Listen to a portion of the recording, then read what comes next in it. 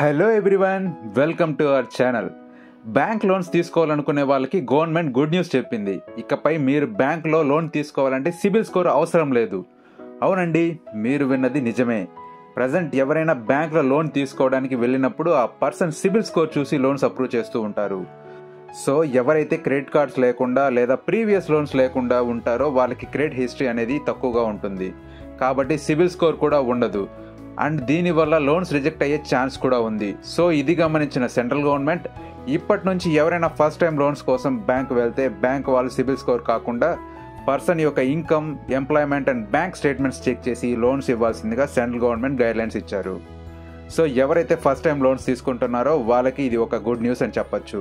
And big relief కూడా చెప్పుకోవచ్చు. So ఇదండి ఈరోజు మన కంటెంట్.